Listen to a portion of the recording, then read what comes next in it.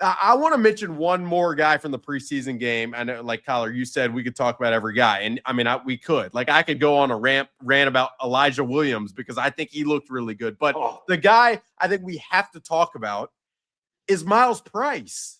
Miles Price, this undrafted 2 years ago player, undrafted receiver from Indiana. He arrives. There's no expectations at all. Like, he was not going to be the kick returner. Obviously, like, injury situations forced him into opportunities. He took advantage of them, and now he's catching everything. And he's like, the one-handed touchdown catch is the one that I think got the Justin Jefferson going, but there was the earlier pass on the left sideline where he rips the ball away from the defender. It's like, what is happening from Miles Price? So Garrett, I mean, how much fun is this arc? It's great to watch from afar. And I mean, I hope he's a guy that we see. I mean, this is going to be a battle just because there's the big three that we have, and then Ty Felton, and then there's a whole bunch of guys. But I really hope that Miles Price is a guy that, gets opportunities at some point. Obviously not at the expense of players in front of him going down, but this is a player that's kind of had a similar arc to, Adam Thielen, where it's like undrafted and then just the arc of, slowly working your way up. And I hope that we get to see him have actual opportunities within regular season games, because the touchdown that he had, it was kind of one where you just, whoa, who is, where is that coming from? And I was really happy for him, and I hope that he not only makes the roster, but that he continues to get opportunities, because this is a guy that you want to have in your locker room. This is a guy that you want to have on the team. He's such a net positive, and I hope that everything continues on the trajectory that it is with Miles Price. Collar, and his nickname is Jug because they thought his head looked like a jug. So what do you make of that? What do I make of the nickname? I think yeah. That's what I want to know, what you make of the nickname. It's one that if I was his mom, I'd be like, really? They couldn't have just called you Pricey or whatever. Price is Right. I don't think it's that mean. Like, I like Jug. Think about this. When there's a jug around, good things are happening. You're pouring lemonade. Good things are happening. What? Come on. I'll just move on to this game after that. Here's I had a thought that I was like, no, this is too much. But he looked like somebody that in Tom Brady era would have been playing out of the slot, like the Wes Welker, the Julian Edelman, that kind of player, where he's undersized and they start him as a punt returner, kick returner, and then go, every time this guy touches the football, something good happens. Except for when he accidentally touches the football against the Packers, then something bad happened. But when it comes to like him as a football player, there are some people who are just natural ballers. The minute he got that, was it a kick return against the New England Patriots? He just saw the field and he just started knifing through people and breaking tackles. And you were like, who the hell is this guy? Right. I mean, because you know it when you see it. People just don't do this. Undrafted free agents just don't like catch the football and run past everyone. And the same thing with that. Like, I know it was the second unit, but just jumping up over somebody, making a catch, one-handed catch. We've seen it in practice a lot too. If that didn't match up with practice, I'd probably roll my eyes a little bit. But every day in practice, this guy's getting open, making catches. He has legit game speed, which I think is different from 40 speed. And he has also game strength. And there's something there. What it actually is, I'm not entirely sure, but it's something. You know what I thought was interesting? I never forget. There was a day. This is kind of ridiculous. There was a day in the locker room, and it must have been like week 10. Okay, and the season obviously last year was rough, so there wasn't much levity.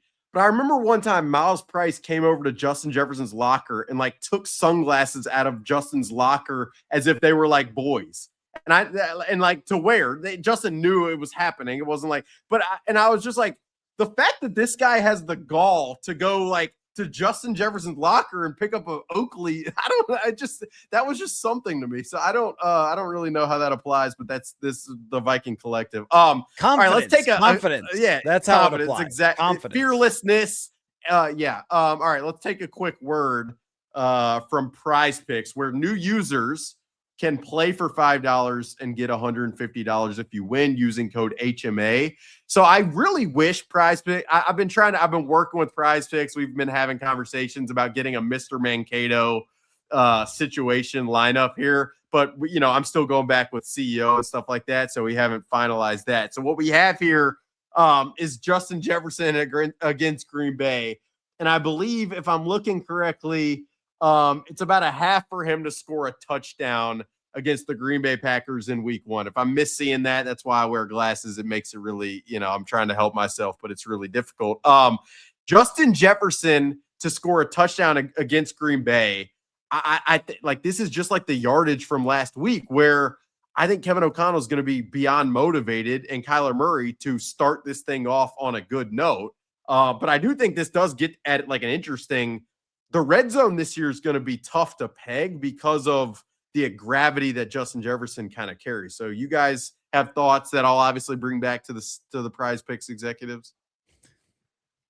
Yeah. So with Justin Jefferson this year, I think the red zone is going to be really beneficial for him the way that it hasn't in years past. And I kind of relate it back to the run game that we saw with Max Bredesen and Christian Darrisaw with that first 18-yard run, where we have to be fearful of the run, and we can't just assume that the Vikings aren't going to run the ball in the red zone, or at least be effective or not be effective when they do. So there's a chance we get 21 personnel. It's two running backs, one tight end with Bredesen out there. Justin's still on the field. There's a lot of guys to account for. And Justin only had 2 touchdowns last year. I think that there's going to be a heavy emphasis from KOC himself that we want to get this guy in the end zone early and often a lot in 2026.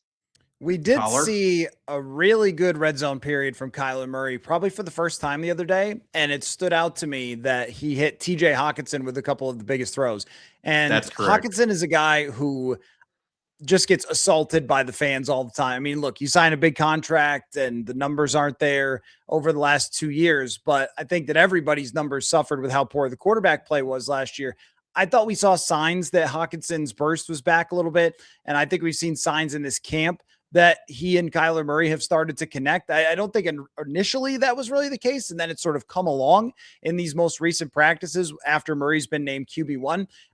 And this is a long way of getting to Jefferson draws so much attention that if anyone else can step up, if it's Juwan Jennings, who has been really good in clutch situations, if it's TJ Hawkinson, if they can use different, ways of putting Max Bredesen on the field, and Josh Oliver, we saw him throw a touchdown to the other day. I think that if you're picking any individual game for Jefferson to score a touchdown, I'd probably say, well, most likely not, because they are going to try to run more in the red zone and they are going to have so many different players that could catch the football. That's not a slight to Jefferson. It's only more of a odds are that he probably won't end up being the lone target that they just throw the ball over and over to in the red zone. Yeah. Kevin O'Connell and you guys both know, like, he just loves taking advantage of the gravity that Justin has in the red zone, which obviously opens space for other guys. But I think he'll score the first game. That's just me. But look, Prize Picks, new users, you play for $5, you get $150. You get to go